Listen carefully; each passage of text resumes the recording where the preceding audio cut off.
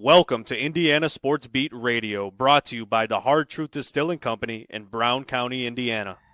So for the thousands in attendance and the millions watching around the world.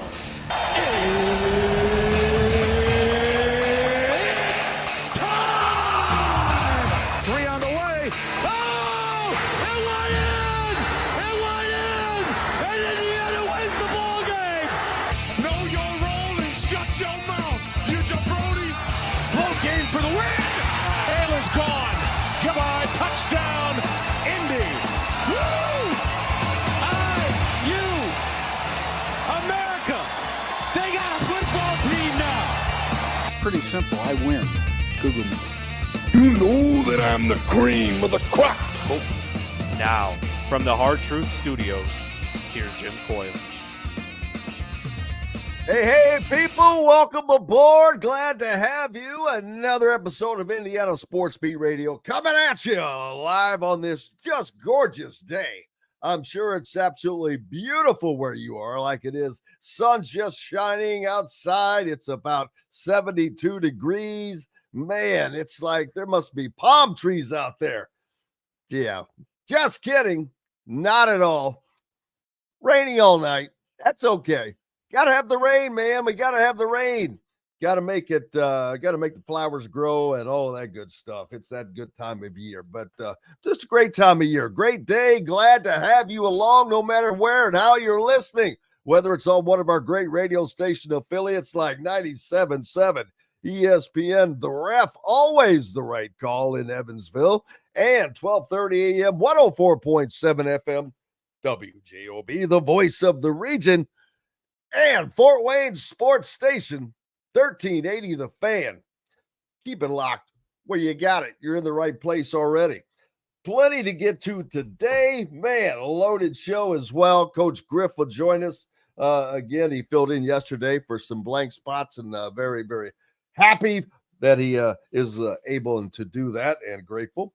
Also on the dais today, Chris Denari will join us as the Pacers open up their run for the NBA Finals as they hunt an NBA championship for the first time in franchise history. Can they get it done? They've had an ABA championship, but not an NBA championship. It's going to be a tough road to hoe, man. Oklahoma City, whoo, yikes. They've got some defenders. They have some really good defenders and guys that can score. Guy named Gillis Alexander, whatever the heck his name is. Just butchered that one. I already forgot what it is, so I'm not even going to try. Also on the program today, a kind of a first, but not really.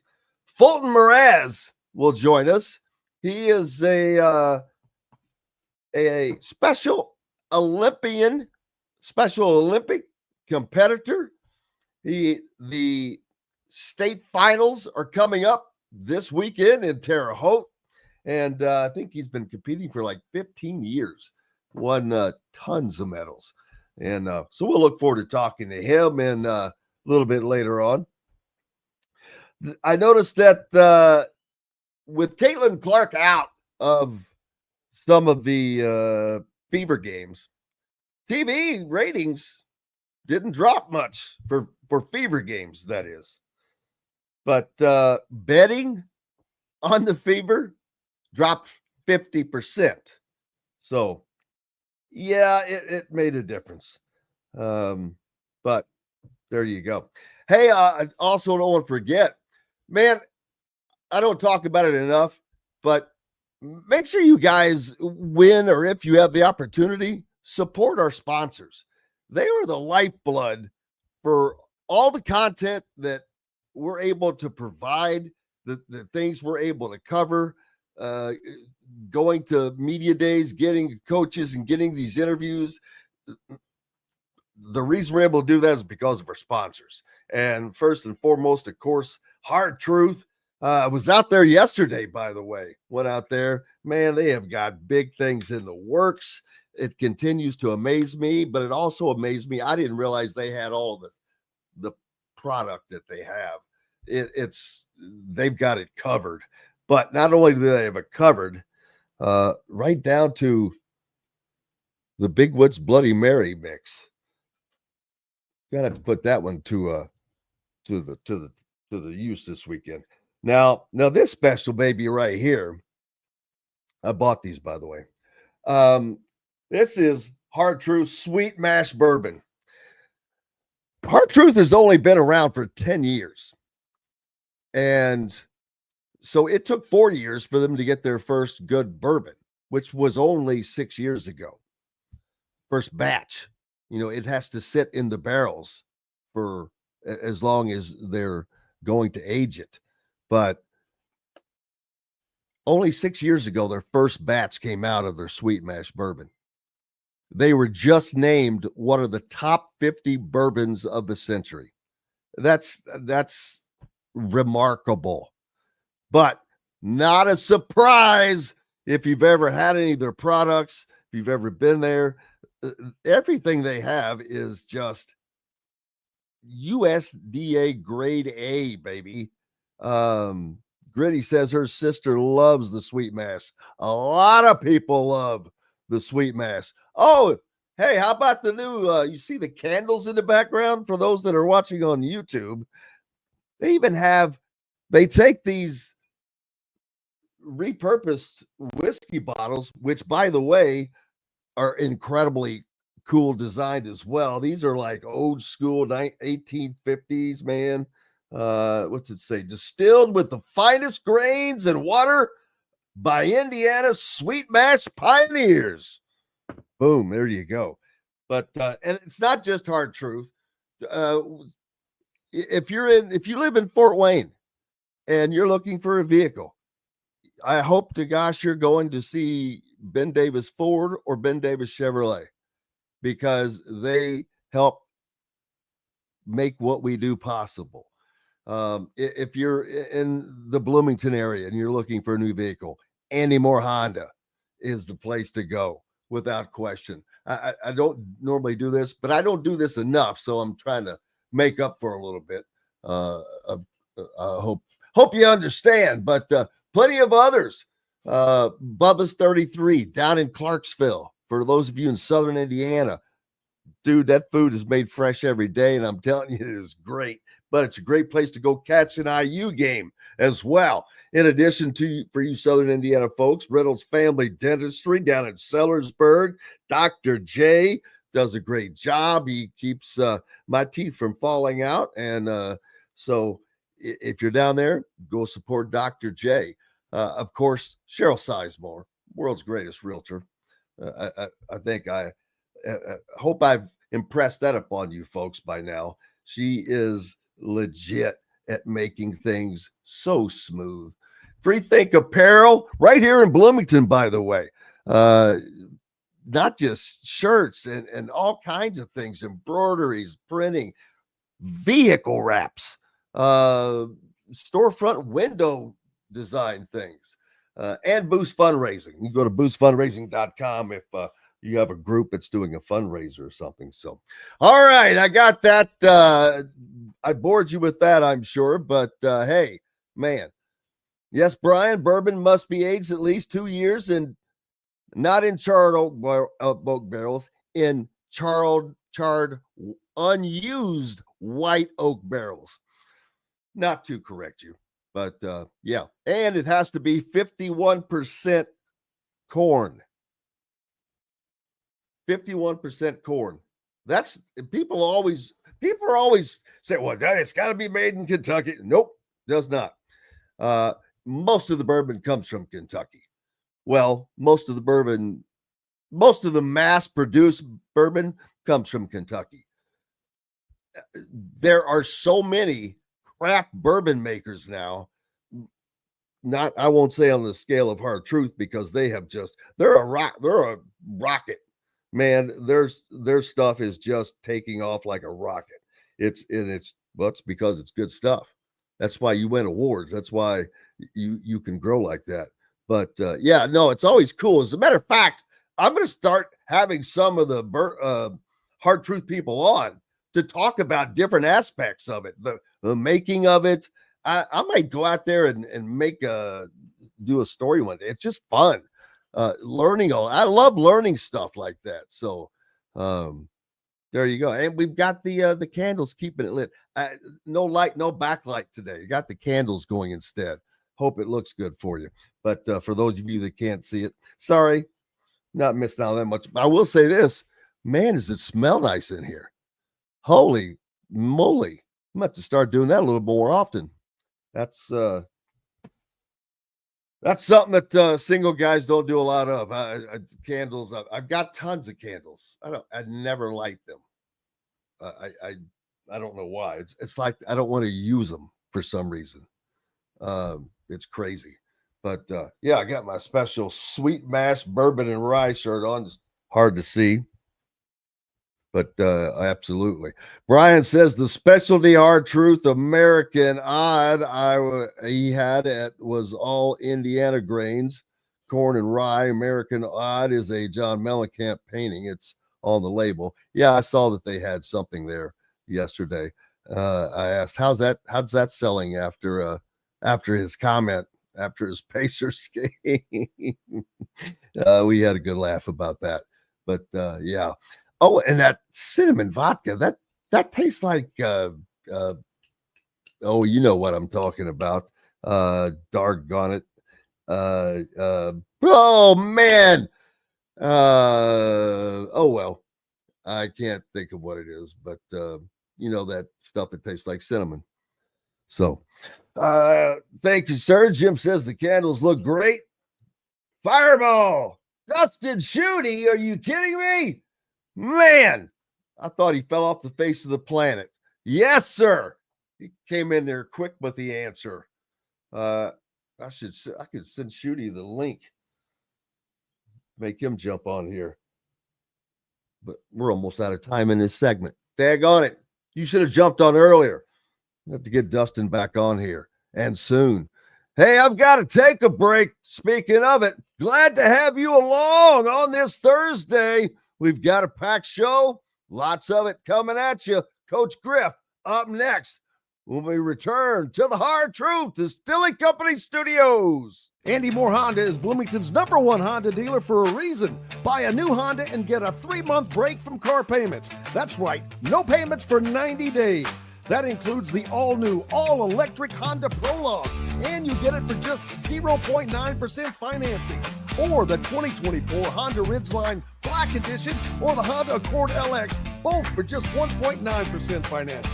Get more to your door from AndyMooreHonda.com, Bloomington's #1 Honda dealer and your best place for new and used vehicles. If you're looking for a new home in the Indianapolis area, you need Cheryl Sizemore from Brick and Ivy Realty. Cheryl Sizemore has over 2 decades of experience, and that could be the difference in getting the home you want in today's tough housing market. Reach out to Cheryl at CherylSizemore@gmail.com or 317-701-0838. That's 317-701-0838. Let Cheryl Sizemore sell or find your new home today. Located on 325 acres in beautiful Brown County, Indiana, Hard Truth Distilling Company is the biggest and the best craft distillery around.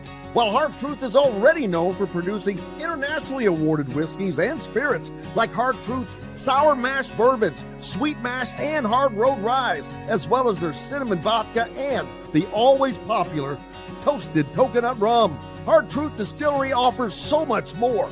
With a full-service restaurant, ATV, and distillery tours, as well as live music, you can spend an entire day at Hard Truth Distillery while making your entire family or group happy. And that's the Hard Truth. Hard Truth products are available across Indiana, as well as many other states. So no matter where you shop, if they don't carry your favorite Hard Truth product, tell them you want the truth, the Hard Truth.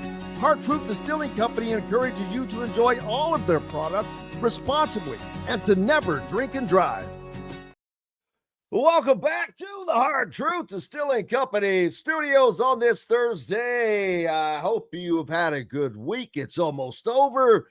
You're almost there. Got the Pacers game tonight as they open up play in the NBA Finals on the road in Oklahoma City. tough row to hoe. They have to win one of these two games for, in my opinion, for them to have a shot at doing anything in these finals. And it's not because you can't come back at home and win two more, but coaches there or not, can't see him. You see me now? Hear you though. You can hear me. I do not. There we go. Look at the magic of television. Yeah. But yeah, the Pacers, they've got to win. I think that they have to win one of these two games for a couple of reasons. Number one, because it takes a hell of a lot of pressure off of you. Number two, it sets a little tone, not a little tone. It sets a tone, and hey, we didn't come to play, baby. We came to take care of business. It's to show that you're a force to be reckoned with, because they have had more success on the road in these playoffs than they have at home. But that's because they have just had more games, I think, to win on home. But anyway, they got to get one of these done, I think, in my personal opinion. This is similar to my thinking of Indiana football needing to win one of those three road games. You got to get one of these, man. That's a little different, but who's to say? But what do I know? I'm no NBA expert. I don't claim to be an expert about anything. But I just they're paying pretty good. They just seem like a team. They're playing very well, but they're also in the finals, man, against a team that just waxed everybody this year. Yeah, I know. Yeah, you're right, though. They got to steal one on the road, maybe two, just like they did in the New York series. I wouldn't expect. No, I didn't expect Santa Claus to show up. They're not going to get two on the road there in a row. I would find that highly doubtful. But nobody expected them to probably go into MSG and sweep, pick up 3-game wins there. No, that's a tough. First of all, it's a tough ass place to play, and you're playing against a really good team. So, absolutely not. Let's just keep Pat McAfee and John Mellencamp away from each other. We're scheduling guests during the middle of the show. I need to get Dustin on my show. I haven't had him yet. I need to get him on my show. Well, he's a wealth of knowledge. You have to wait. I'll have to wait. You have to wait.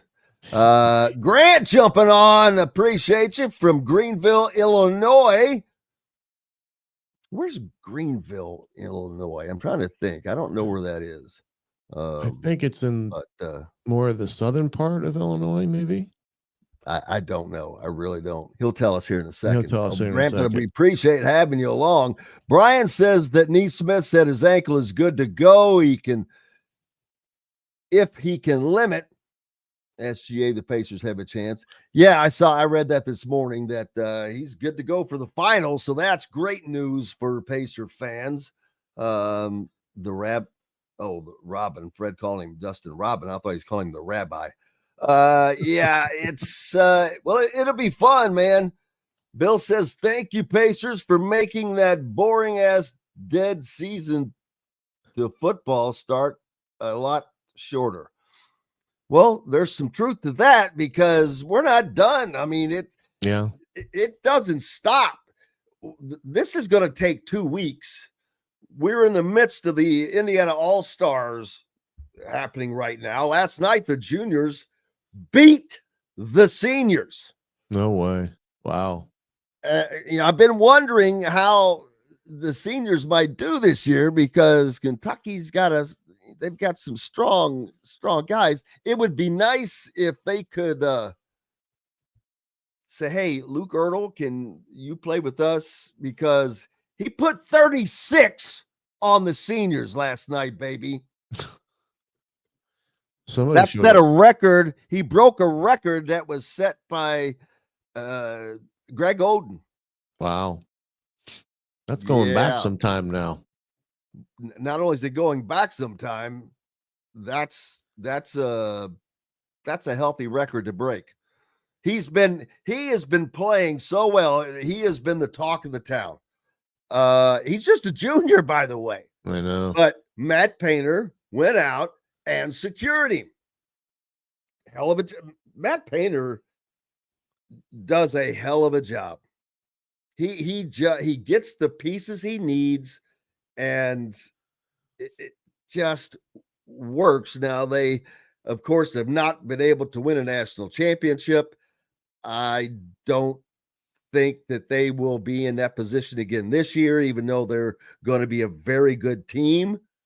I just think that teams like Florida are going to be really good again. Florida had a couple of guys that withdrew their names from the NBA draft. There are a few other teams that had guys withdraw their names from the NBA draft. It has changed so much, and it's because of NIL. There's no question. You can go back and say, yeah, if I'm not going in the first round, I'm gonna go back and get me that easy NIL money, and I don't blame them. I mean, why would you not?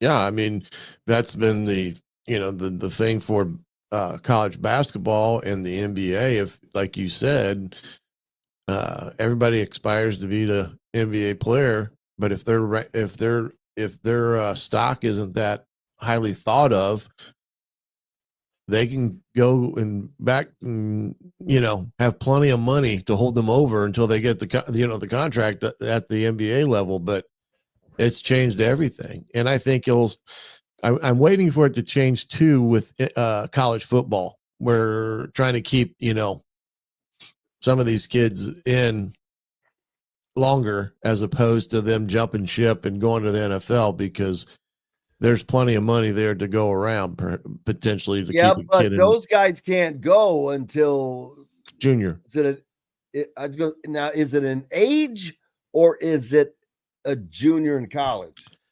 I think it's after their because junior with the season. NBA, it's 19. Yeah. In college ball, I think it's after their junior season. And that's been the one thing they've complained about for a long time, because like you just pointed out, the difference between college basketball and college football, it's an age thing rather than a class thing. Well, but the reason for that is because guys that have just played their freshman year, right, 99% of them probably are not ready for the NFL. Oh no. And 99% of them don't play their first year. Well, but I'm talking about if you could go at 19. Yeah, right. Those guys are not physically ready for the NFL. 90%, I'll say 90%. 90% are not physically prepared for the NFL and what it brings. And that is why you have that longer stretch. Well, that's exactly why. Exactly. And most 19-year-olds at that time are not ready to play college football. They're still young men trying to play against grown boys, and that's a big difference. And that's the one thing. Well, you see it all the time with a freshman that comes in and you've got a fifth-year senior. Not only is that a 5-year age gap, it's 18 to 23 or whatever. Right. The growth you've had, the 5 years you've been in the system, in the strength program, in the nutrition program you talked about yesterday, right? All of those things, you're at the top of your game. This dude just came in from schmuckety schmuck, Central High School. Yeah, it's not the same.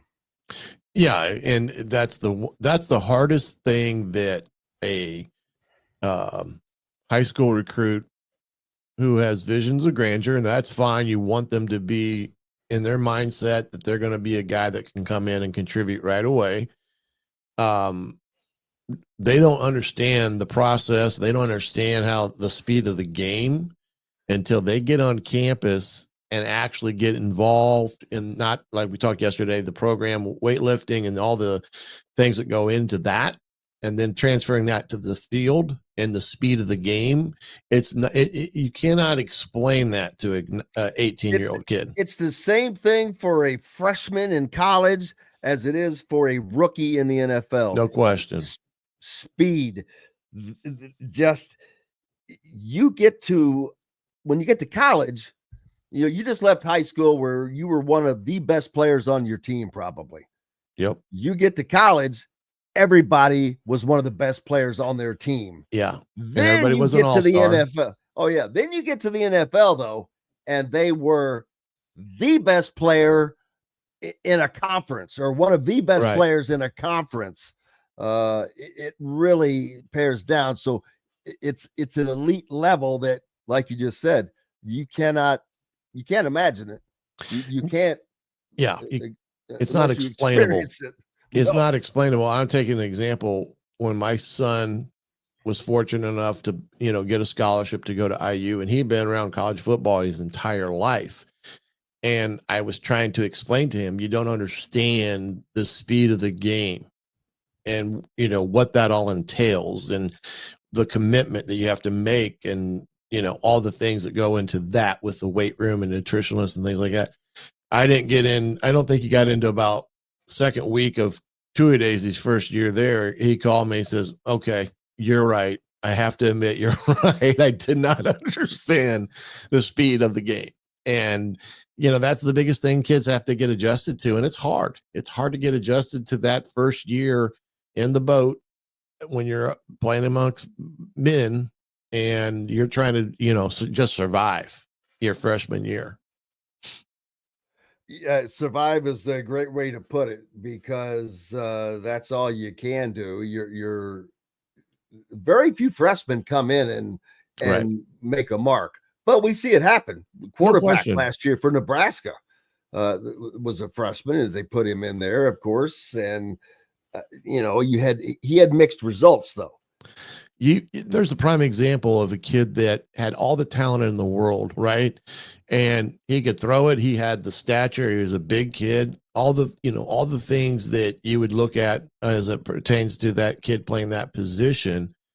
And, you know, his uncle, I believe, is the offensive line coach there at Nebraska.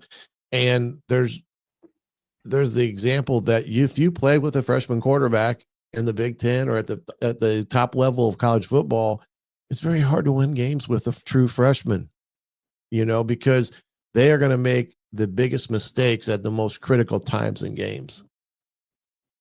Yeah, unless they're just something special. Oh, sure. And those are very, very, very few. Very rare. Win. I mentioned I was talking about the All-Star game last night. I'm still a little surprised, man. The juniors win that game 117-114 over the seniors. Whew, how are they going to do against Kentucky, man? But that doesn't always mean this is a good junior team. And Luke Ertl you should have no doubts about next year, because I don't know who else will be on the team next year. You can never tell with guys that could go Right. to a prep school or whatever. Exactly. You never know what's going to happen with that. But boy, the juniors are loaded up. And even with the seniors have a lot of good players on their team too. Jeffersonville's Michael Cooper and Trey Singleton. But juniors get it done. I wonder how often that has happened. I'm sure that's in Kyle's article here in the Indy Star, but I don't know. I can't catch it quite quick enough. But it was a good test for the two games with Kentucky. Braylon Mullins said, who finished with 17 points and 4 assists. We haven't played together at all, and the junior All-Stars got to play a game together. I'm not going to use that as an excuse. Well, you just did, but that's okay. They played harder than us tonight, but I think we'll gel more this week, and I think we'll be better this weekend. I love, and I'm not picking on Braylon because it's not him. All the time. I love it. It cracks me up. They'll say something but I'm not using that as an excuse. Well, then why the hell did you bring it up? Why did you point it out? Exactly. You want everyone else to take it. I'm not going to use it as an excuse, but you can. You can take it as an excuse for us. I'm not going to do that. I'm not picking on Braylon. I just think it's funny. Just trying to be funny. Just trying to lighten the mood, baby. Let's see. Hey, we've in the second segment with you, we've got Fulton Mraz coming on. He is competing in the Indiana State Special Olympics over in Terre Haute this weekend. Yeah. He's been a long-time competitor. Many medals are hanging his man cave. So looking forward to talking to him. Let's see what else. Oh, this came out yesterday. And I've told you people this many times. And I'm going to tell you Again. It's happened. I don't have to tell you again now because it's happened. In regards to the former Indiana basketball players class action lawsuit versus former team physician, Dr. Brad Bomba Sr., and I guess you have to include Tim Garl, which I hate having to say that. But the list is currently now at 5, and 10 more are expected to join. So that list growing, and I don't know if it's expected to grow beyond that. That's you all probably saw this just like I did, but one thing I knew, because I had talked to some guys, was there were guys talking to each other about this, and it was, it was a big it's a conversation. It's not what a lot of people think either. So you cannot sit in judgment. I'm not going to sit in judgment because I did not experience it. I didn't have to go through with it. I don't have to deal with it. And I'm not in anybody's head knowing what the thinking is, what all that. So didn't they already have a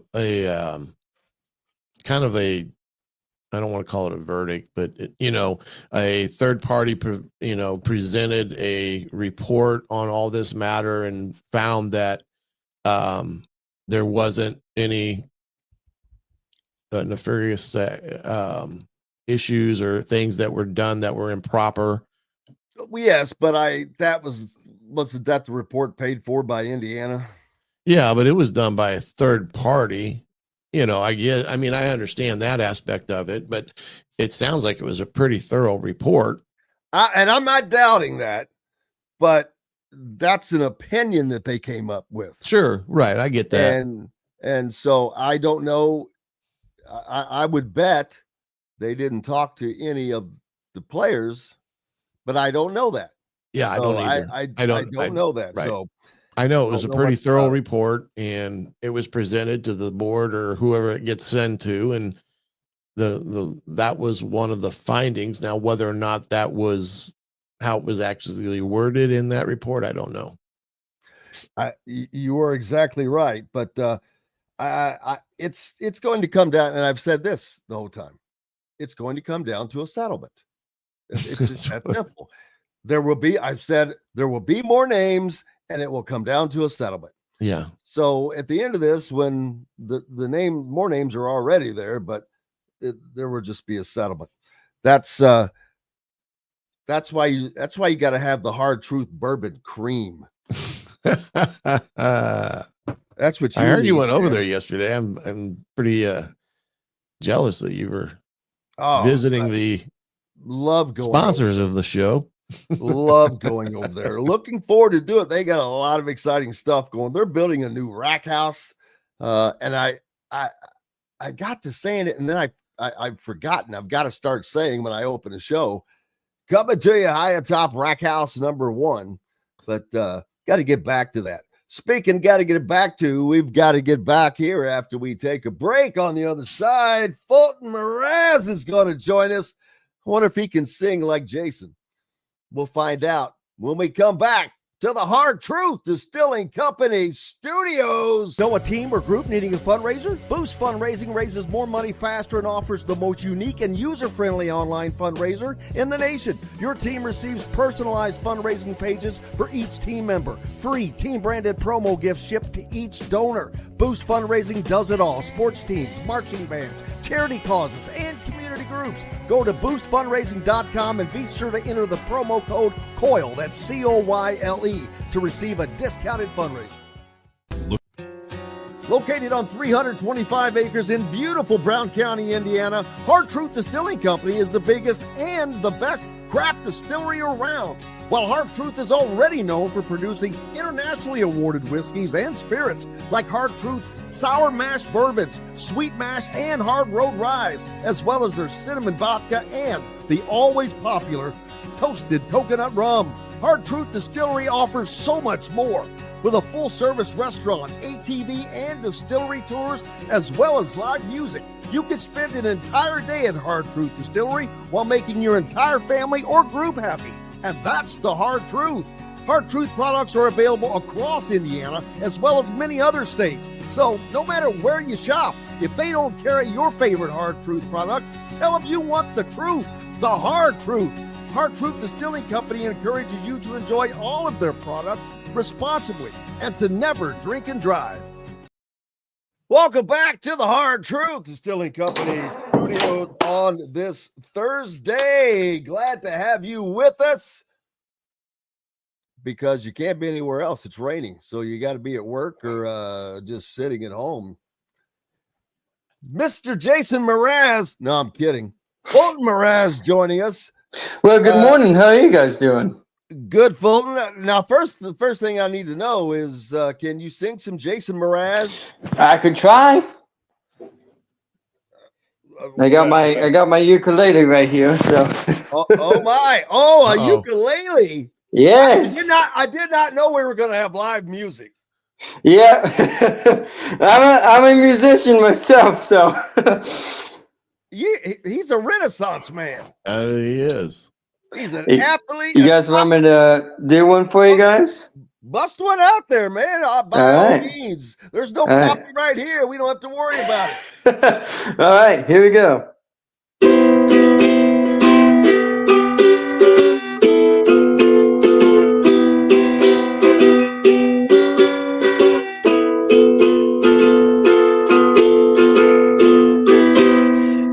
Down south to the land of the pines, I'm from my way to North Carolina.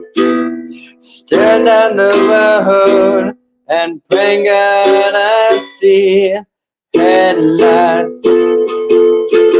That's awesome, brother. You're doing. That's awesome. That sounds great. Thank you. Spent a lot of time doing that, I bet. Yep, I have. I sure have. Better than I could do it. Look at 5 says, this is entertainment, baby. No sports show has this. That's right. You never know where we're going. I promise you that. Who knows what's up next? Hey, the state finals, the Indiana State Special Olympic Finals this weekend in Terre Haute, right? Right. Yep. It's tomorrow morning, and then we've got the finals on Saturday morning. So we're ready and prepared. So, how many medals are you expecting to win this time?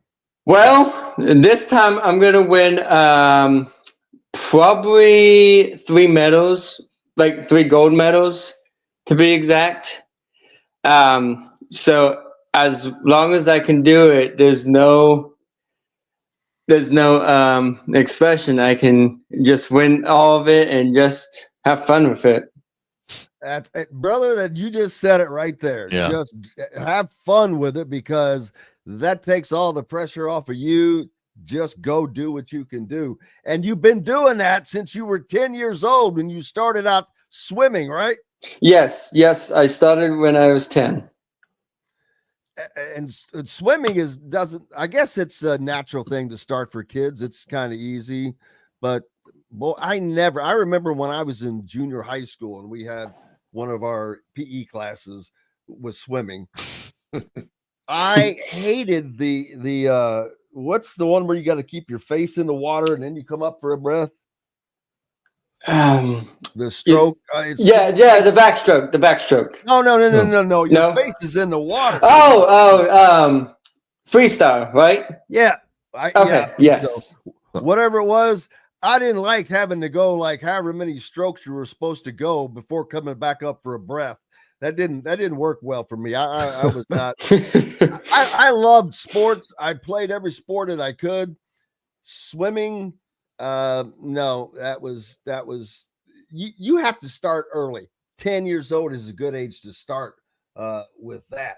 But you went on to win gold medals in the freestyle, which I could not master, and the backstroke. So there you go. Speaking of the freestyle, you have no trouble with it. Nope, no problem with it. Is that your top? Is that your top event? Yeah, it is. But I got some other events like I did basketball this year. Now basketball is the only sport you've done. You've done all these different sports, track and field. What else have you done? Softball. I'm trying to remember all of that you did, but several. But basketball is the only one you haven't won a medal in yet? No, we haven't won a medal in that one yet. Come on now. This is Indiana. What are you doing? Well, we did win a medal for the let's see, for the tourney. We did win a medal for the tourney. That counts, man. That counts. There you go. You got it all covered. It's amazing. I have nothing but respect for each and every one of these athletes because sports are hard for anybody, and to go out and to overcome other obstacles that other people don't have to. It's what pushes you to do that. What pushes me to do that is I just want to try to push it out, like doing the hard part of pushing myself through it, not get distracted. Well, and with all these medals that you're winning, it doesn't seem like you're getting distracted very often. No, it's not. So what are you looking forward to this weekend? Well, this weekend, running the 200-meter dash for our trials tomorrow afternoon. Usain Bolt. Are you the next Usain Bolt? I guess I am. So I've got the trial tomorrow afternoon. And then I think I'm going to be doing the running long jump tomorrow afternoon as well. Now you're going to be Carl Lewis. Yes. And then Saturday morning, got to go ahead for the competition for the 200-meter dash about in the morning, about 10, I'm not sure what time. And then the relay on Sunday morning. You got a busy week. I was just going to say that's a pretty busy schedule. Yes. How do you stay fresh? Doing all that? Well, I go to practice every Tuesday for track, and like six o'clock or 6 until 7. So we've been activating and getting prepared, drinking a lot of water, and getting some healthy foods and stuff like that.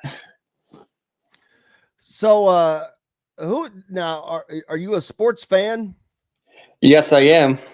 Who are your teams?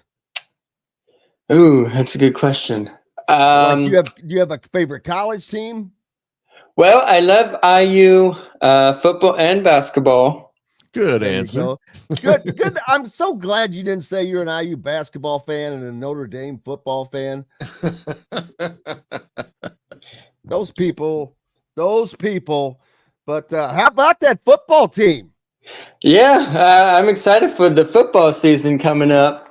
What do you think? Pretty this year. What are your expectations, man? Well, my expectations is that we've got to play all. They got to play all the best. They got to play as a team. They got to show responsibility. They got to have good contacts with each player of the team. And so I think this season is going to be pretty on tight. I agree with you 1,000%. I think that this is going to be a spectacular year for Indiana. Last year was a spectacular year for Indiana, and this is going to be just awesome because their schedule is tougher, but I think they're going to surprise some people somewhere along the way. Got a new basketball team. We'll see how that goes. But do you get to go to any games? Well, I'm going to the Indiana FIFA game on June 26th. Are you a Caitlin Clark fan? Yes, I am. Well, who isn't? Yeah. Who isn't? Well, it's good that you got tickets to that, man. Yes, so do you ever yes. do you ever get to go to any IU games? Not for a while. I never been to IU games before. Is that because you can't get tickets? I can't get tickets. I've been pretty busy with everything. So now, is it because you're busy or because you can't get tickets? Well, it's because I'm busy, and if it's because you can't get tickets, I may be able to help a brother out. That's right. Yes. So if you would like to go to a game, you're going to have to give me some good advance notice, but let me know and I'll get that set up for you. Sure. Some family members or something. Yeah, that'd be good. And there's one thing I haven't told you guys. I got a call from the Indianapolis Colts, and are they asking you to come in for a tryout? Yeah, well, I did for the Colts Hall of Fame because I'm the Colts Hall of Fame winner this year, and I went there, and they got my picture. And now they're going to put it at the banner at Lucas Oil Stadium this coming up season in August or September. Are you talking about a banner hanging outside of Lucas Oil Stadium? Yep. Dude. It's a huge honor. That's Peyton Manning stuff, man. That's incredible. Yep, it is. Do I get your autograph now or when? Well, maybe when the Colts have the preseason coming up. Man. Yeah, Brian says Fulton has a pile of Olympic medals. Yeah, you can melt those down and make something. Telling you. Yep. Well, brother, I have had a blast. And speaking of medals, here's this one from last year. Gold medal, baby. Yeah, I did the 100. Right, I did the 100 meter dash last year. I won that gold medal. Did you bite it to make sure it was real? Yes, it is. It is real. But did you bite it to make sure it was real? It's a no, joke. I didn't. I didn't bite it. It's a joke. I'm just kidding. Yeah. Love the show. I was reading something. My fault. Hey, man, I cannot tell you how much fun this has been. We will have to do this again. You'll have to stay. Once we get into the season, especially, we'll maybe have to get you on here for some critiquing. But that sounds like a good time. And I will talk to John Michael Vincent and having him come on the show. I've had a JMB on before. Great guy. Tell him I said hello, please. I sure will. And I did a remix with JMV on the JMV Takeover every Saturday night on B105.7. I'm gonna have to I hear did that a Earth, Wind, and Fire remix that I do on my ukulele. Wow. That is awesome, brother. Well, I look forward to it. And like I said, let me know if you would seriously like to go to a game. I'm not kidding. And I sure will. I'd love to go to that game. Buddy, I appreciate you. I've got to hit a break. Okay. But it's been fun.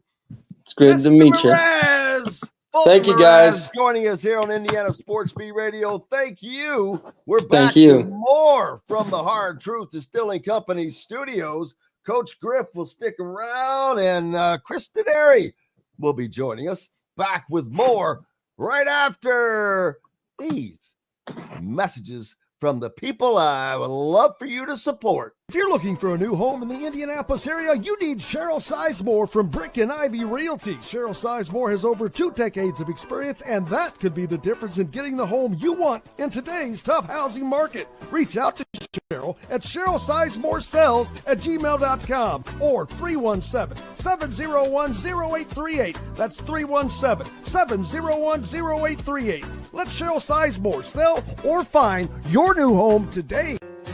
Located on 325 acres in beautiful Brown County, Indiana, Hard Truth Distilling Company is the biggest and the best craft distillery around. While Hard Truth is already known for producing internationally awarded whiskeys and spirits like Hard Truth Sour Mash Bourbons, Sweet Mash, and Hard Road Ryes, as well as their cinnamon vodka and the always popular Toasted Coconut Rum. Hard Truth Distillery offers so much more. With a full-service restaurant, ATV, and distillery tours, as well as live music, you can spend an entire day at Hard Truth Distillery while making your entire family or group happy. And that's the Hard Truth. Hard Truth products are available across Indiana, as well as many other states. So no matter where you shop, if they don't carry your favorite Hard Truth product, tell them you want the truth, the Hard Truth. Hard Truth Distilling Company encourages you to enjoy all of their products responsibly and to never drink and drive. When it comes to apparel and promotions, Freethink has you covered, literally, whether it's 24 or 200 shirts for sports leagues, businesses, or groups. Freethink Apparel and Promotions can also create your very own merchandising store. Freethink Apparel and Promotions did it for Indiana Sports Beat Radio, and they can do it for you. Whether it's screen printing, embroidery, digital printing, promotional products, vehicle wraps, or anything else under the promotional line. See what Freethink Apparel and Promotions can do for you at freethinkapparel.com. That's right, freethinkapparel.com, Freethink located right here in Bloomington for any of your apparel needs. They can also do car wraps. They can wrap Chris Denari in a big Pacer logo, and he could be the human Pacer. I guess I could do that. I've got the Eastern Conference Finals, NBA Finals t-shirt on, so I could be wrapped in that. You're right. There was something yesterday that made me laugh and say, hey, we still have Pacers and race. Oh, I know. With Murray State making it to the Super Regionals, we still have some Pacers and racers going on in the sports world. It hasn't quite left us just yet. No, that's a good one. The Murray State Racers, absolutely. So we're in June. Usually in May, we hope for Pacers and racers. And here in June, we have a little bit of Pacers and racers. Hey, it could carry over, could be good. Murray State upset number 10 Ole Miss. I'm glad my daughter doesn't listen to my show, but she would be quite upset because she loves their baseball team. But yeah, they knocked off number 10 Ole Miss. So huge win for a school like Murray State, man. There were a lot of upsets in baseball. I think Wright State pulled off an upset out of the Horizon League, and yeah, pretty impressive start to the what will be the College World Series. Let me introduce you to Coach Griff, Shannon Griffith, who's with us all the time. He's our football analyst, but he's with us on the show quite often. And I told him, hey, just stick around and enjoy. He's a Pacers fan as well. But how about them Pacers, baby? It all starts tonight. We've been waiting for this for a long time. I'll be on an employee charter The Pacers have chartered planes for both games 1 and game 2. So I'll be flying down to Oklahoma City probably about 2:30 or 3 this afternoon and come back after the game. And Jeremiah Johnson and I are sort of flipping. And by the way, Shannon, JJ has connections to Manchester. I do too. Our oldest son went to Manchester. He played baseball there for a year. Okay. For Coach Esposito. Yeah. Great guy. And then my dad was the coach at Northfield back in the 70s. Oh my. The basketball coach at Northfield. So I lived in Wabash County for 3 years before we moved to Westfield. Well, JJ and I go way back because I coached JJ when he walked on at Ball State. Okay, yeah, that's right. Yeah, well, JJ is staying back. So the way we're doing it, we have big watch parties at Gateway Fieldhouse. We had about 10,000 for the first one, over 11 for the second. They are estimating it could be 17,000 tonight, and then another 17,000 on Sunday. And so I'm going for a watch party. For a watch party, yeah. I'd be lucky to get 17. What? I'd be lucky to get 17. So I'm going to go to OKC tonight. JJ will stay back and MC the watch party, and then we'll flip. I'll stay home on Sunday for game 2, and JJ will head to Oklahoma City. So, yeah, I mean, it's exciting. I mean, I was in Dick's Sporting Goods yesterday, and the manager came up to me and we started talking. He goes, "We've had to refresh the inventory like 6 times since the weekend." So it's just really cool. You know, that's what sports does. You know, we saw it many years ago with the Colts going to the Super Bowl, Purdue going to the Final Four, now the Pacers on the biggest stage in pro basketball. It's just a really cool time, and really trying to soak it all in. But at the same time, look at what the Pacers can do tonight. I mean, it's a great matchup. Oklahoma City is very, very good. But the Pacers, they've been the underdog in every series, and they've won. And they're the underdog again starting tonight. Yeah, I sent out a tweet. May have been yesterday. I don't remember. But that just said just that. The Pacers will go into this series as heavy underdogs, exactly where they want to be. They have played that role, and they have played it well, and they're going to get another opportunity. And it's not like the other opportunities weren't difficult. The first one was, not Milwaukee, but the number 1 seed, and then the team that killed the reigning champions and had to play in Madison Square Garden, but they have been able to overcome that. I think that, I said this earlier, I think they have to win one of the first 2 games in this series, or it will be kind of uphill if they can't. Yeah, it's tough. It's tough to go down 2-0. They did it last year in New York. Remember, they lost the first 2 games of that series, won the 2 games in Indianapolis, needed an Andrew Nembhard shot to really win it in game 3. Then games 5 and 6 were basically blowout wins for both teams. And then the Pacers went into Madison Square Garden and won game 7. But you're right. This is an Oklahoma City team that is very, very good. In some ways, Shannon, they remind me of a football team because they are so athletic. They've got a bunch of guys that would be linebackers, defensive backs, and safeties, and they just fly to the basketball defensively all the time. I think their defense this year, especially now, has been pretty darn good. And I know that sometimes has been an Achilles heel when you talk about Indiana Pacers is on the defensive side of the court. I think that has improved from the standpoint of where they were a year ago with some of that. But I would say that they've got some hard-nosed players that are not afraid to go bang bodies. Oh, no question. It's also been part matchups, hasn't it, Chris? They've been able to get certain matchups. That's why we would see Thomas Bryant in one game and then not see him at all. And then he comes back and scores 14 or whatever he scored. And it's just a different player they may have to rotate in depending on what the matchup is. Yeah, I think that's where Rick Carlisle does such a good job of evaluating matchups within the series from game to game. but also within the game. And so if you look at Oklahoma City from a size standpoint, they have Chet Holmgren, played at Gonzaga, and they've got Isaiah Hartenstein, who we saw a year ago with New York. Now, Hartenstein is a lot like Mitchell Robinson that we saw in the Knicks series. He's not going to hurt you from outside. Everything's going to be around the restricted area. Holmgren, though, can step out like Karl Anthony Towns and shoot the three. So part of the issue is also going to be, Jim, is the Pacers, when they use Thomas Bryant as the backup center, they'll go big, but Thomas gives you that opportunity. He can shoot the three. But they'll also at times use Obi Toppin and Pascal Siakam and play a little small ball 4-5. So it's sort of a trend within the game. It's within the possessions of a quarter, just how Rick Carlisle feels that he needs to attack the opposing team.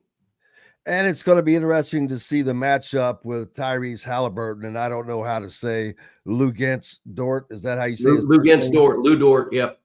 Wow, I got it right. Tough defender, and he is going to try to bulldog Tyrese Halliburton, because if you're letting Tyrese distribute the ball and get it to the guys that can score, that's a problem, because now you're chasing that, and then he becomes a scoring weapon. Yeah, for people that don't know, Lou Dort, think of the body of Lance Stevenson, about 6'4", 6'5", linebacker, defensive back, safety mentality, and they're going to put him on Tyrese Halliburton. And Tyrese has struggled at times against Oklahoma City. There's no question about that, because of the way that they defend him. So I'm sure that Rick Carlisle and his staff have made some adjustments. At times they'll take Tyrese and play him off the ball. You've got a primary ball handler in either TJ McConnell or Andrew Nembhard, who are very capable of running the offense. You can play Tyrese off the ball and set him up as a shooter or a spacer. So I think the Pacers do have some answers for that. But again, this is a very good Oklahoma City team. They won 68 games in the regular season, 12 more in the postseason. That's 80 wins. In fact, you look at some of the stats, they have more double-figure wins this year than the Pacers have total wins. And the Pacers won 50 games in the regular season and 12 more in the playoffs. So that's how dominant Oklahoma City has been. They've got a great environment, but I really feel the Pacers are capable of this challenge. I also have this feeling they're sort of a team of destiny, that nobody thought the Pacers could get to the NBA Finals in 2025. They've gotten there, and now they have a chance to win a championship. Coach Griff said that very thing just a little bit ago.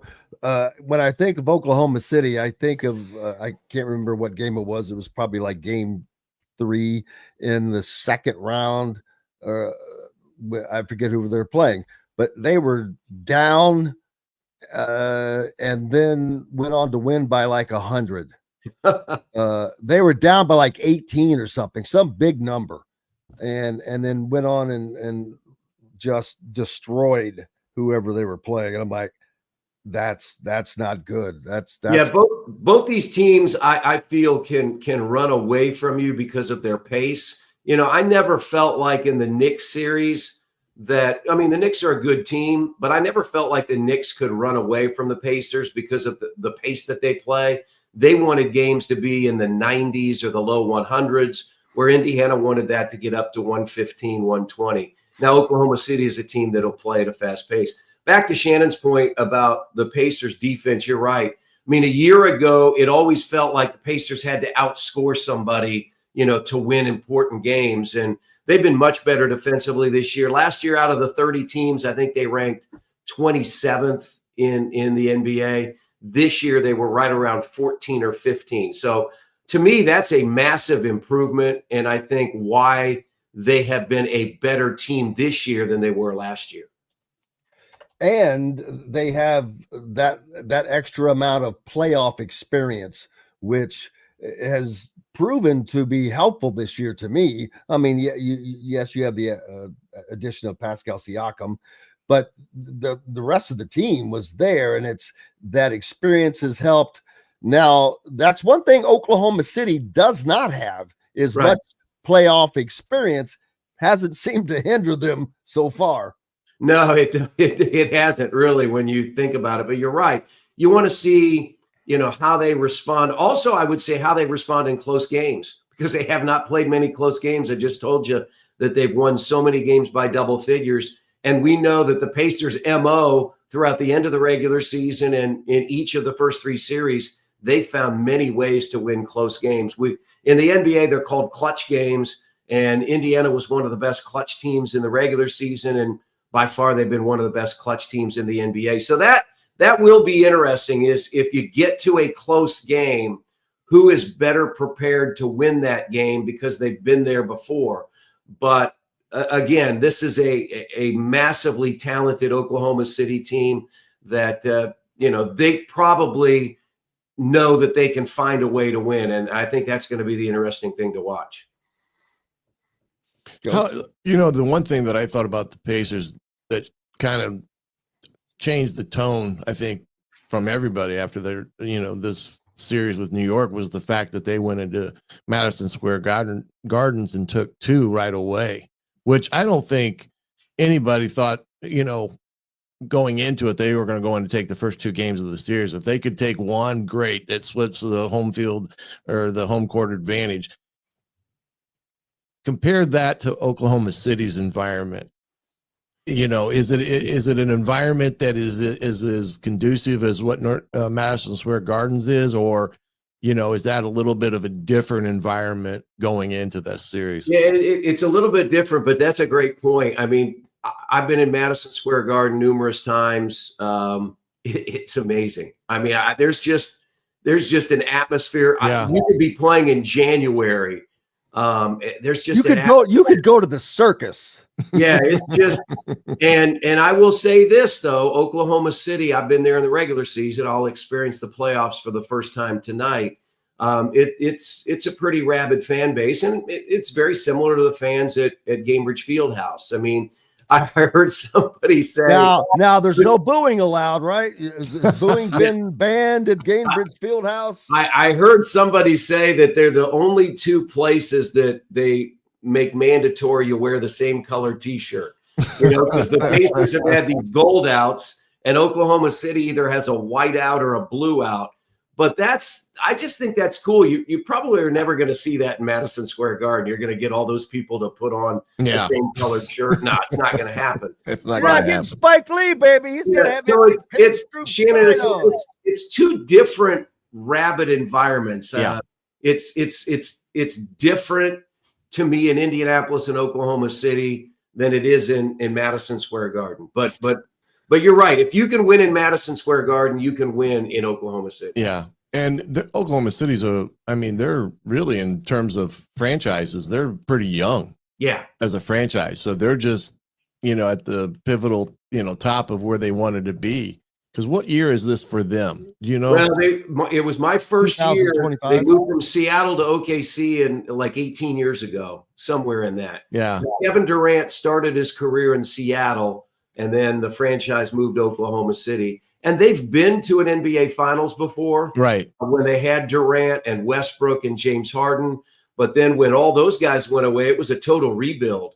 So they took it down to the studs and then have built it all the way back up. That's amazing. And the Pacers have done this without having the luxury of having a top draft pick. Yeah. In the last forever. Yeah. I mean, they had number 6 was Mathurin, and number 8 was Jarris Walker, but they've never had a top 3 pick. They very rarely are in the lottery. I mean, if you think about it, 4 years ago, the Pacers won 25 games, and that's when they made the trade for Halliburton. That was Rick Carlisle's first year. And it was a retool or a rebuild, but I wouldn't say it was take it all the way down to the studs. So what the Pacers honestly have been able to do in a 3 to 4 year period is go from 25 wins to back-to-back Eastern Conference Finals and now an Eastern Conference Championship. I mean, I'd be hard-pressed to go back into the history of the NBA and look at anybody that has done that quickly. And I think that's a testament to ownership, to the front office, in the way that they were able to build the team and how smart they were in all of the moves that they made. I mean, think about it. They got Obi Toppin 2 summers ago for 2 second-round draft picks from New York. Why the Knicks wanted to jettison Obi, I have no idea, but he was a perfect fit for the Pacers. They traded Malcolm Brogdon to Boston, and they got Aaron Nesmith, who I know Brad Stevens didn't really want to give up, but they felt that they were a veteran point guard away from winning a championship. Ultimately, they flipped Brogdon into Drew Holiday. They won a championship. But the Pacers got a young player in Aaron Nesmith who has been fabulous. So the Pacers have been brilliant, I think, in all the moves that they made, and it's paying off right now. You know, when I went to well, I've been there a couple times, but the first time I was at Madison Square Garden, I was actually waiting. I was going to do my show from there, and I'm walking around that upper concourse, and they have all of these big sideways poster size pictures. They're big. And I see the one of Marilyn Monroe when she was singing Happy Birthday to John F. Kennedy. That one kind of stops you in your tracks a little bit. Yeah, you think about all the things that have been in that building. I mean, Muhammad Ali, Joe Frazier. Not just basketball and hockey. And I mean, it's definitely an iconic place. I mean, it's old. You know, what's funny is the bus parks underneath and you walk up this ramp, because the floor sits high above the street. And it takes your breath away just to get up there. It's old, it's iconic. There's no question. I've always enjoyed going there. It's one of the few places where, as a broadcaster, we sit opposite the benches and we're at center court. And I know one day I did a picture, and Shannon, you'd laugh at this. When we moved to Wabash, Indiana, I was in 8th grade. And I used to play Stratomatic basketball all the time. I'd flip cards and call out fake games into a tape recorder. And I used to imagine that I was at Madison Square Garden calling a game. And I know the very first time I went there to call a game, I had to pinch myself. I was like, I dreamed of this. Wow. And then all of a sudden it's happened in real life. So it's just one of those places. It may not be the cleanest place, and they've updated it. It still is one of the most iconic places you can ever go. Yeah, no question. It certainly is. Well, man, I'm glad. So you're only going out for one game. Oh, that's right, because you're swapping with Jeremiah. Yeah, I'm swapping with JJ, and then I sat in my seat. Do you have to fly commercial back?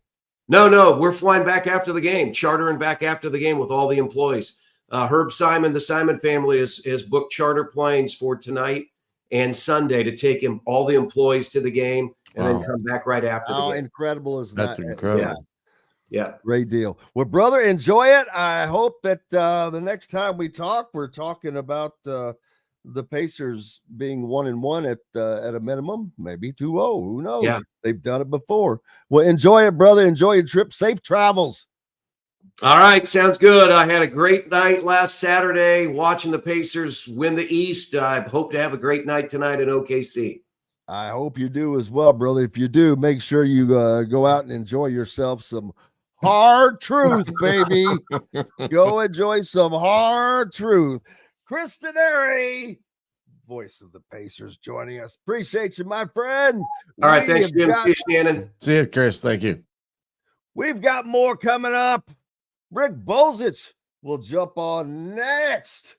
Shannon, is that it for you for the day? Yeah, it is, brother. I got some things I got to work on. Be on tonight at 7:30, though. Hoosier Tailgate. Make sure you're tuning in at thehoosier.com. Absolutely. If you don't have your subscription yet, man, you're missing out. $1 for the first month, 50% off the rest of the year. There was a coach that requested a subscription. I will not say who it was, but that said, you guys are putting out some good stuff, and he couldn't read it, so we had to get that taken care of. So you're missing out, trust me. Back with more from the Hard Truth Distilling Company studios right after these messages. The ISC Sports Network is your home for sports content across the Hoosier State. Find us live on TV and streaming or archived on our website and our app. The ISC is your one-stop shop for the content you want to see, including high school sports, college sports, and other great events throughout the year. Subscribe to our streaming service and get access to it all. ISC. Local lives here.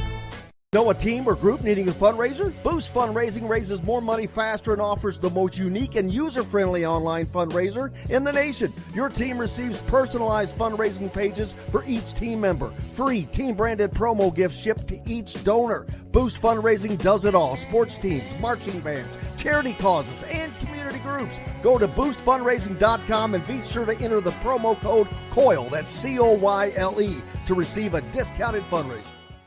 If you're looking for a new home in the Indianapolis area, you need Cheryl Sizemore from Brick and Ivy Realty. Cheryl Sizemore has over 2 decades of experience, and that could be the difference in getting the home you want in today's tough housing market. Reach out to Cheryl at CherylSizemore@gmail.com or 317-701-0838. That's 317-701-0838. Let Cheryl Sizemore sell or find your new home today. When it comes to apparel and promotions, Freethink has you covered, literally, whether it's 24 or 200 shirts for sports leagues, businesses, or groups. Freethink Apparel and Promotions can also create your very own merchandising store. Freethink Apparel and Promotions did it for Indiana Sports Beat Radio, and they can do it for you. Whether it's screen printing, embroidery, digital printing, promotional products, vehicle wraps, or anything else under the promotional line. See what Freethink Apparel and Promotions can do for you at freethinkapparel.com. Welcome back to the Hard Truth Distilling Company studios on this Thursday. So happy to have you along. Rick Bozich joining us here as well. Plenty to talk about. And first of all, how is Rick Bozich doing? I'm doing okay. Can you see me? I don't see myself on the screen. I cannot. Your camera must have just got turned off by somehow, but I can hear you. Let me see if I can fix that. While you work on that, I'm going to pull up the Major League Baseball standings and see if the old Chicago White Sox have they jumped up to the top of the league yet? Sure. No. Hey, they've won 19 games. Yes, they Colorado on a run. Man, last time I looked, they had won 9. Now they've won 12. Yeah, didn't they just win a 3 games?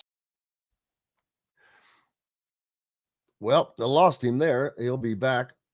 Let's see. Yep, when he rejoins, we'll get him back. But how about those Rockies winning a 3-game series? Are you kidding me? They'd only won 9 games all year, and boy, that would have been a hell of a parlay bet to lay down. Unbelievable. Let's see. What did they do? I'm trying to find those games that the Rockies won. Oh, here we go. Let's see. So that's a long time ago. No, they've lost their last 2 to the Padres. So I'm not sure what. Oh, no. That's not true. I've looked the wrong way. Took 3 from the Marlins. 3 straight. 6-4, 3-2, 3-2. Before that, they had lost 1, 2, 3, 4, 5, 6, 7, 8, 9, 10, 11, 12, 13, 12 out of 13. And then it just kept getting worse. So, but hey, 3 straight. That's a start. Maybe they can get on a run. You never know. They're only 25 games back. A lot of time left. We haven't even hit the All-Star break. Plenty of time. I was just saying, Rick, they're only 25 games back. There's plenty of time. They took 3 from the Marlins. Before that, they had Colorado? Before that, they had lost 12 out of 13, and then it just, it kept adding up, and there was no point in continuing. Yeah, they're closing in on the White Sox. They're, I think, 7 behind. Do they catch the White Sox? They could. I mean, the White Sox they're the worst team in the American League, so they've got a track record of losing 100 games the previous 2 seasons, so I wouldn't count it out. The Cardinals have bounced back from those few years of stinking up the joint. They're 4.5 games back of the Cubs, who lead that National League Central Division. The Reds, once again, disappointing, man. Yeah, people are frustrated because I think they thought once Terry Francona came in, he was going to bring with him the winning ways that he had in Boston and Cleveland, but it hadn't happened so far. And a couple of their players like McLean and I can't think of the other one off the top of my head have had disappointing seasons. They've had some injuries to the pitching staff. But, the beauty of baseball today is that if you can get hot, you still have a chance to make a wild card berth. And if you get in the wild card, you have I a was chance just talking about that with anybody Colorado to win the to get in the World Series and succeed. So it'll be interesting to see what the Reds do in July. Will they be bold sell off and add fire players? Fire sale. They've got some valuable chips to trade, but you can only do that so many times with your fan base before people get discouraged and say, if you're not, They've been doing it for 20 years. What are you talking about? Longer than that, maybe. Yeah, they've been doing it since 1990. They've been doing it for a while. They went for it a few times. Yeah, they had a couple good years. When they had Joey Votto, and they had a couple. What was the guy? Brandon Phillips and some of those dudes. They had a decent team in the mid to late 2000s. They had some great. What was the shortstop that was from Cincinnati? Larkin. Yeah, Barry Larkin. Man, Ken Griffey Jr. And it just nothing happened during that time hardly, and that stunk. Yep. He does he have the sweetest? Did he have the sweetest swing in baseball? I mean, it was just I love to watch him swing the bat. It was just he's kind of having a renaissance. I'm seeing him in a bunch of commercials these days, and he's reinvented himself. So he's become like a photographer. He was at the Masters shooting the golf tournament. He just wanted to get a credential so he could get close up to the action and go wherever he wanted. I've seen some of his pictures, though. They're pretty good. I'm kidding. I'm only kidding. He's only kidding.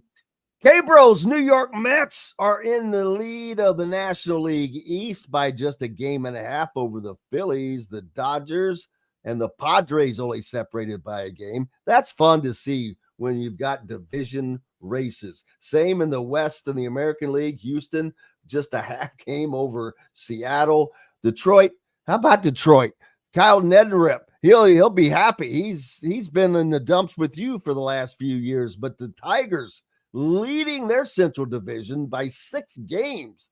And the Yankees over Tampa Bay by 5.5 and Toronto by 5.5. So there's I'm pretty sure the Tigers have the best record in all of baseball.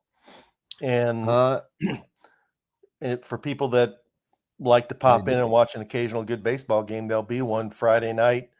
The Cubs are playing in Detroit against the Tigers, and they're two of the best teams in baseball. And the Tigers' ace pitcher, Tarek Skubal, who won the Cy Young Award last year, is pitching in that game. So that'll be a good game to watch. The battle of the differentials. Let's see what the run differential. Where's the White Sox? It's not bad for as bad as the White Sox are only negative 58. They've lost 16 one-run games, Jim. Dude, Colorado is negative 181. I know. The White Sox are improved. They just can't. Wow. They lose a lot of games 4-3 or 3-2 or 2-1, or yesterday was 5-4. That hurts. Can't score. That doesn't help in any sport at all. But there you go. So we'll get back to that. Well, I'll skip that until the next segment. But how about did you hear the rumor? Which rumor? The New York Knicks fired Coach Tom Thibodeau. Oh, they're going for I got the perfect coach for him. To make room for a former get him over the hump to the NBA Finals. Has experience, already been there, knows his way around the Garden and the locker room. So there. I mean, I'm sure his contract is not exclusive, so he could probably get out of that to make his way back to New York, New York. I looked at a list of the possible candidates, and somehow he wasn't on it. John Calipari was, Danny Hurley was. Me. Huh? Yeah, you're kidding me. I thought he'd be at the top. No, he wasn't on there. I couldn't. I sent a note to the odds maker and say, I think you're overlooking somebody. How about what I read yesterday? Trey Galloway's had workouts with 4 NBA teams. That was something I was going to bring up in the next segment as well. He's going through the NBA process, and good for him. Absolutely. It's hard to imagine. I mean, he's a hardworking dude. There's no doubt, but the shooting is just not there, and I don't think the defense is there for that level. Right. But hey, who knows? Maybe he works his butt off, and that's nothing. But maybe he can do what Jordan Hulls did, and that's go to Europe and play for 5 or 6 years and make some decent tax-free money and 10 years, man. Play basketball, see the world, and come back and get into coaching. Yeah, just don't get married for those 10 years if you do that. Not then. I used to have Jordan on the show quite frequently when he was still playing in Germany. His wife and his 3 kids were over there, and you've got all of that in a foreign country, and that's a lot to deal with, man. Yeah, Braden Hobbs of Bellarmine in New Albany High School did the same thing, but he played like 10 years and he did really well. I think he set him up. He set himself up pretty well for life. So yeah, if you're, I think Jordan played for like 9, he would have been playing again had Indiana not offered and brought him back for that job. Right, which is now he's not there anymore. But hopefully he'll get another crack at it because I really like Jordan. He's a smart, very well-spoken guy, and I hope he gets a chance in the game that he loves. Yeah, and he's doing right now. Restarted his basketball camps and things like that. So that probably will work pretty well for a guy that's pretty well known in the city of Bloomington and has had the success that he had and is as good a guy as he is. And his dad, JR, just a great guy. JC, rather, I said JR. That's the coach at Bloomington South. JC, just a great guy as well. And just I can never not think about the fact that his grandfather was on Bob Knight's first staff. I mean, that's why the Hulls are in Bloomington. Just yeah, crazy. I remember that when he was on Coach Knight's staff. That was the early days with Bob Weltlich, Bob Donewald, and Dave Bliss. Those were the 3 assistants. Oh yeah. And early on, the graduate assistant was Mike Krzyzewski. Now, was that the only coached as a graduate assistant, or was he an actual assistant tonight? I can't remember. No, he was never an assistant coach at Indiana. He was only a graduate assistant, and then he might have just gone straight from IU to Army to be the head coach. Well, that was, I guarantee you, Bob Knight made a call, said, hire this guy. And they did, and they made a smart move, which that has gotten more and more difficult in this era of college athletics because, man, we've seen how many. I know for Indiana, I know what this number is pretty close, but if just by conference, if you could add up the money being paid for people to do nothing, would shock people. I know it's been out there before and various, but it's crazy. I mean, Jimbo Fisher accounts for $77 million by himself. Really? Well, yeah, that's what he got. That's what he got. Yeah, I mean, and there's going to be more this year as this season starts. There's a lot of big name coaches. I mean, Mark Stoops is on the verge of being in the hot seat at Kentucky. Brian Kelly's on the hot seat at LSU. What about Rule at Nebraska?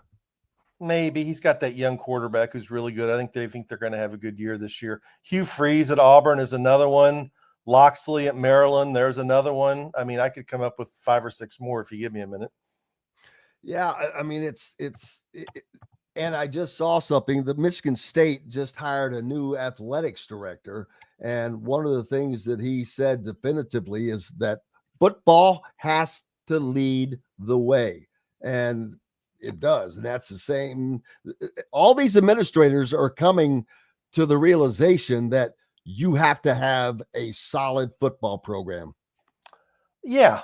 I mean, there's no doubt about it. Financially, and the whole structure of college sports at the top level is going to be built upon where you rank in the football pecking order. And if you don't take it seriously, you're going to get left behind. And Michigan State, I'm sure the pressure is even greater there than it is at Indiana, because they're in the same state with Michigan, which their goal every year is to win a national championship. And, you know, they made the playoffs once under D'Antonio, and then he left, and who came over? It was Mel Tucker, right? And that blew up. Mel. And then now they got this guy, Jonathan Smith, and I'm sure their fans are saying, now, wait a minute. We hired a new coach, and Indiana hired a new coach, and they went to the playoffs, and we were 500. That isn't okay, which is probably why the AD got walked out of his office. Yeah, it's the window for grace periods has been really cut down at a lot of places, and some others it hasn't been, and maybe it should have been, depending upon a certain sport. But man, you have to make it happen. But you should be able to do that if you're going to, with this era of the transfer portal and the ability to pay players and all of that stuff. If you have the resources, then you shouldn't be losing. And that's one of the things that the new AD at Michigan State said, is it comes down to resources, and across the board, we will provide him, meaning and his staff, with resources. So, yeah, I mean, we saw what a difference it made at Indiana last year. The whole mood, the whole vibe around the entire university and the athletic department changed by what happened. And we saw what a difference it made at the football stadium, just the atmosphere, and seeing that place packed and seeing the anticipation of fans of it was a happening. People wanted to be at the game, instead in the past it felt like, I got 4 tickets. Can I give 2 of them away? Now it's like, can I get 2 extra tickets? So they need to build on it this year. We'll see how they do. I mean, most of the signs going into the season are pretty good. You were there Wednesday night, and Coach Signetti sounded just as confident as he always does. So let's see what happens. They got the 3 early non-conference games. A little more. I think he's a little more. He was, not that he hasn't ever seemed comfortable, but boy, oh boy, if they'd have had a couch up there, he probably would have sat up there and talked for 2 hours. I mean, it was like he was a comedian, just rolling it out there. But that's what he does. He has that great personality, but he also has that serious side that that he's all business when it comes to what he's doing. The question got answered early of who was going to be the featured speaker, which we both pretty well knew that. Yeah. But Darren DeVries did a good job. I thought he seemed way more comfortable than he did in his initial press conference when he met everyone. But I thought he did a great job just being comfortable, talking to people, addressing. That's a large audience of nearly 1,000 people looking right at you. I mean, they're right in front of you. So that's like doing a high school commencement. No, when you used to have the breaks where they'd have a comedian come in or something. I don't know. But anyway, warm up act. Well, no, when you have everybody's in the gym, and man, I can't remember anything anymore. It's but yeah, he did good. The players, the one thing I did not understand is they had Carter Smith and Fernando Mendoza there as well. Didn't have them up on the stage. I didn't realize that was Mendoza. I thought it was Carter Smith. I didn't know it was Mendoza. I mean, we got to talk to Fisher and Surratt, but yeah, they should have introduced Mendoza, but maybe Well, they wanted to did. stick with They did give him a shout out when he was Oh. standing in that doorway. But I didn't. I'm like, why would you not have? If they're here, why would you not have them up on the stage? Because we didn't get to talk to them in the back like we did with Surratt and with Aiden Fisher. I'm like, man, just might as well let us talk to them. But they didn't talk to us, and they didn't go up on the stage. No. Yeah, I guess I didn't. I didn't see the football players go up on the stage in the big dining room. I just saw who talked in the media room. So, yeah, I would have liked to talk to Mendoza. He's going to be the face of the program. He's supposed to be a really good player. He's getting national attention. So I'm sure we'll have plenty of time to talk to him once the season gets closer. But, you know, I bought one preseason magazine already, and I think it has Indiana picked 6th or 7th. So in the Big Ten. Yeah. ESPN's FBI, I think, has them 8th. So we'll see. You know, as we talked about last week, the first 3 conference games will tell a really big part of the story. They've got Illinois at home, and Illinois has Bielema, and they're talking a big game, and then they got to go to Oregon. I think they have a week off before they play Iowa, right? Yeah. Yeah. There's a week off built in there somewhere. It's between Iowa and Oregon, actually. Okay. Those 2 road games. Oh, it's Iowa first and then Oregon? Oh, yeah. And there's a week off after Iowa between those 2 road games. Okay. But so they're picking them, or whoever picked them 8th. So I can figure out that you've got Penn State, you've got Oregon, you've got Ohio State. I'm sure that they put Michigan up there. Probably Illinois. There's 5. Who are the other 2 teams? Hold on, see if I can find it. I think I have it right here. I'm trying to think of who would. All right, here we go. It's Ohio State first, Penn State second, Oregon third, Michigan 4th, USC 5th. There we go. Nebraska 6th, Ha! Washington 7th, Indiana 8th. You gotta be kidding me. Man, I wish I could take a bet on that. That's ESPN's FBI, where Indiana is 31st in the country, predicted to win 7.5 games. I would take that bet. Is that a bet ESPN offers? I don't know. You'd have to go. It's on their FPI ratings page. I'm not a big better, but I did make a big bet last year. I talk about it all the time. I still have the damn ticket that I haven't cashed yet from Prince Slick. When Indiana's over under win total was 6, I'm like, the only thing was stupid I didn't do. I should have bet the house on that, because that was one of the few times in life I'm like, that is getting blown to hell. I think at Vegas now this year it's 8.5. I don't think it's 7. It is. And I'm like, I wouldn't bet that. That's right. That's right on the Mendoza line, baby. That's on the sweet spot where 8 games, I think, is the worst that they would do. I think that they can win 10 games. They could win 9. I don't think they lose less than 8. I don't think they lose to Illinois at home. I think it's going to be a hell of a game. That is going to be a great game. You've got a returning quarterback for Illinois. Indiana's is not returning, but they have a ton of weapons. The defense. This is going to be a hell of a game, and it's going to be I think it's going to be kind of a different than your old-fashioned Big Ten slobber knockers. Well, the key for Indiana will be, as it always is injuries, and that's why it's dangerous to bet for them to win 9 or more games. If anything happens to Mendoza, that's going to be a problem because they don't have proven backup. His younger brother, and then the kid who transferred in from Old Dominion. So I wouldn't bet them to win 9 games this year. To me, you've got very little margin for error if you bet that.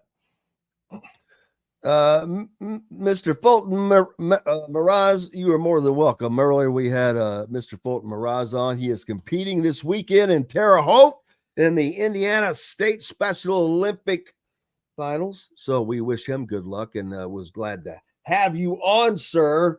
I'm gonna go ahead and take a break because we've got more to talk about.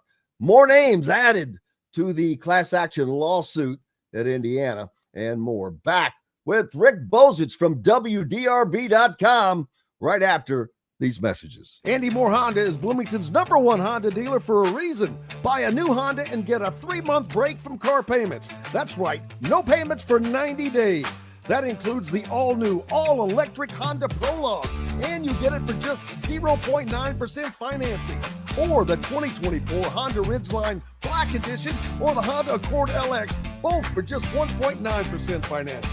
Get more to your door from AndyMooreHonda.com, Bloomington's #1 Honda dealer and your best place for new and used vehicles. If you're looking for a new home in the Indianapolis area, you need Cheryl Sizemore from Brick and Ivy Realty. Cheryl Sizemore has over 2 decades of experience, and that could be the difference in getting the home you want in today's tough housing market. Reach out to Cheryl at CherylSizemooreSells@gmail.com or 317-701-0838. That's 317-701-0838. Let Cheryl Sizemore sell or find your new home today. Located on 325 acres in beautiful Brown County, Indiana, Hard Truth Distilling Company is the biggest and the best craft distillery around. While Hard Truth is already known for producing internationally awarded whiskeys and spirits like Hard Truth's sour mash bourbons, sweet mash, and hard road ryes, as well as their cinnamon vodka and the always popular toasted coconut rum. Hard Truth Distillery offers so much more. With a full-service restaurant, ATV, and distillery tours, as well as live music, you can spend an entire day at Hard Truth Distillery while making your entire family or group happy. And that's the Hard Truth. Hard Truth products are available across Indiana, as well as many other states. So no matter where you shop, if they don't carry your favorite Hard Truth product, tell them you want the truth, the Hard Truth. Hard Truth Distilling Company encourages you to enjoy all of their products responsibly and to never drink and drive. Welcome back to the Hard Truth Distilling Company studios on this Thursday. Glad to have you along. I hope the rain has moved on from wherever you are, if it has come and gone. It looks like it has stopped. Looks like it has stopped here. Raining down there in Louisville? I just took my dog to the park. It sprinkled a little bit. It's not raining hard. Now the sprinkles have stopped. And sorry, I was gone for a second. I went to get some coffee. And while we were gone, I checked on DraftKings, and the over and under number for Indiana is still at 8.5. So not high I'm number. not doing that. Not doing that. That's dangerous. See, that tells me these other people that are picking them, Vegas thinks otherwise. Mm-hmm. When it's at 8.5, they're like they can win 9 games pretty easily. And I think that the Illinois game is such a huge game. But I mean that kind of boy. If they lose the Illinois game, the all the guys in the SEC area who are still butthurt that Indiana made the playoffs last year will immediately be writing about how there you go. And as soon as they start playing some good teams, they started losing. It seems like the SEC is obsessed with Indiana. When they were at their spring meetings, so many of the comments they made about the playoff situation seemed like veiled shots at Indiana making the playoff last year. I wish somebody would have asked about Tennessee. Said, well, how about Tennessee? Well, they didn't get to play at home, Jim. Oh, that's right. That's right. And they didn't. Even though they had a bunch of fans, Ohio State fans were mad at their team then, remember? And they sold a bunch of their tickets to Ohio State fans. But yeah, they didn't have SEC officials either. That's the drive. That's part of the intense drive by the SEC to guarantee itself 4 spots in the playoff, because they're mad that the Big Ten, by getting Indiana in last year, got 4 spots and the SEC only got 3, and they don't want that to happen again. Absolutely not. The class action lawsuit between former Indiana basketball players and former Indiana basketball team physician, Dr. Brad Bomba Sr., and I guess you have to include Tim Garland in that. And I said this earlier. I hate having to say that. But the number, as I mentioned earlier, I said it, that this number was going to go up. There were going to be more players, and there are currently 5, with 10 more expected to add to that. I don't know if any more will. I know this is a dicey thing because I said earlier, I can't judge this because I didn't experience it. I didn't go through it. I didn't live with it. I didn't, I don't know what's going on in the mind. I don't know if there was an effect because there was a lot of conversation about it, it seems, every time it had to happen. And I know that there's been a lot of conversation between a lot of guys about this. And I hope it does not drive a wedge between some of the former players and whoever these guys end up being, but I can't imagine that it does not. Yeah, I agree. It's unfortunate. I mean, IU did hire a law firm and did an investigation and came back that they determined that nothing was done out of the ordinary. I can only say from my own experience, and I wasn't a college athlete, that I didn't have that kind of exam when I was in my late teens or early 20s from my family doctor. Whenever I had a annual physician, that didn't happen until I got older. So I did think it was pretty unusual for young guys. I talked to a lot of people and people that were older than me, and nope, didn't happen. Yeah. So I don't know. Now it's even the whole dynamics of it changed even more because Dr. Bomba has passed away. Coach Knight has passed away, and this is going to go on for a few years because it's going to end up going through the entire legal system. And I think it's just going to be a settlement. I really do. I think Indiana will settle this to. I don't think that they're going to win it. I don't think that they would win it just because of all the things I mentioned before. Right. That's a lot of get over with and mitigate the bad publicity, keep getting dragged up over and over again. You're probably right. I don't know. And prevent more players from coming in and making it bigger and worse and drawing it out longer. Right. Yeah. Is it only, I guess, is it only players that played under Coach Knight? Are there any players from like Davis or Sampson or Green? That's a great question, but I do. The only names I've heard have been Coach Knight players. Yeah, I don't think so. I have not heard of any, but I don't know who these. And they said there's 10 more, but none of them were named, right? No, that's the thing. I don't know who was in that list, but we'll have to see. Dang, what was I going to talk about next? I had something specifically, and I forgot. I hope college baseball. We got a big regional here this weekend, buddy. I'm going out this afternoon for press conferences. Are you going down to a Murray State's game? No, the Cards are playing, buddy. I'm kidding. I know. Miami. Big super regional. How about those Murray State Racers, man? They're keeping the Pacers Racers thing going.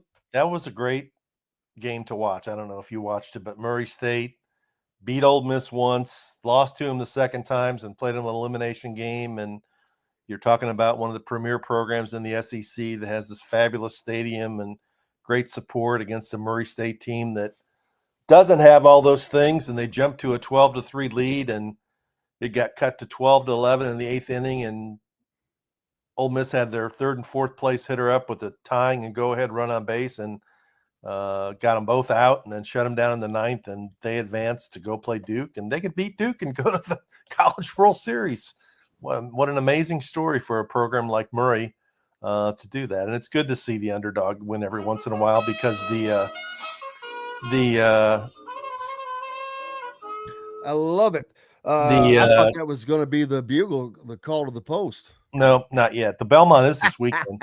I meant to talk about that too in a second. The baseball's a game where the underdog can come through, and the Big Ten got a couple teams through. But it's mainly, I think it's 5 ACC and 4 SEC teams, which is 9 out of the last 16 that are still left in the tournament. I know it was a disappointing year at IU this year. They had higher expectations for what they wanted to do in baseball, and they didn't achieve them. So we'll see what happens. Yeah, it's always fun, man. The College World Series is a blast. The ladies softball World Series is going on. I know a lot of people watch that. That's a pace. Yeah, of Oklahoma the finally game. got beat, right? Yeah. How about them? When's the last time I got beat? 1969. I don't know. It was just a little child in 1969. I'm kidding. They've won 4 or 5 in a row. I know that much. Yeah, it was up there. Yeah, very, very high. It's Texas and Texas Tech, right? And Texas Tech is good because their NIL people paid $1 million to get the best pitcher from some other program, and people thought they were crazy to pay $1 million for a softball player, and it turns out that it paid off because she's got him in the College World Series, and now they're going to get more than $1 million worth of publicity. I was going to say, is that a return on the investment? Well, didn't Indiana lose its not last season's team, but the year before? They had a really good player. She left the best player in the country. She was a rookie, right, and just destroyed it. Yeah, that was unfortunate for Shonda there in the Indiana softball. Yeah, we're about out of time, but the Belmont on Saturday, man, this is going to decide journalism or sovereignty. You're going with journalism, aren't you? No, I'm going with sovereignty. Sovereignty. That's sovereignty in the Derby, and he won. He's been up at Belmont ever since the Derby's been over. That's his home track. Belmont's probably I respect him more than any trainer in the game, and they know they're gunning for him. And journalism is a really good horse. I can't wait to watch that race. It should be fun. Yeah, I wish it was 1.5 miles though. I do too. But I hate the 1.25 miles. It's just a retread of the Derby, but not really. But you don't have 20 horses in there. Unfortunately, Belmont, we got one more year until it's totally renovated, and we'll get back to the Belmont the way it used to be. Can't wait, brother, and can't wait to talk to you again. Appreciate. What about Pacers Thunder? You didn't mention that. Oh yeah, well I talked about it. I had Chris Denari on earlier. I'm sorry. Everybody's picking the Thunder. The Pacers are getting disrespected. The Pacers have been picked against every series they've been in. ESPN guys were like 0-22 against them, but they've got to win one of these first two, I think, to have a chance. I hope they do. They're a fun team to watch. I like the way they play. I do too. It's a deep team. They share the ball, and they shoot threes, and they got a lot of energy. So good for them. Good for Indianapolis. Good for Oklahoma City, showing the way that the smaller market teams can get it done in pro sports. That's it, baby. Rick Bozich, WDRB Sports. If you're not following him, you're missing out. Appreciate you, my brother. See All you right, soon. thanks, Jenny. You betcha. Thank you, friend. Hey, that's going to wrap it up for us today. I cannot thank you enough, as always. Back tomorrow to do it again. Another full show. Todd Leary, of course. Zach Osterman and Bob Kravitz, both of those two are in Oklahoma City. So we'll have an updated report after this game tonight from both of those guys tomorrow. Appreciate you. Go out. Have yourselves a great day. Until tomorrow, I'm Jim Coyle. I will see you on the radio.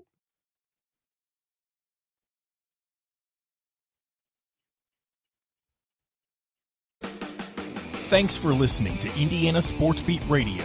Be sure to subscribe to our YouTube page for more clips and team coverage of Indiana basketball, football, and more. You can also find full episodes and tons of other content on thehoosier.com. We'll see you next time for another edition of Indiana Sports Beat Radio.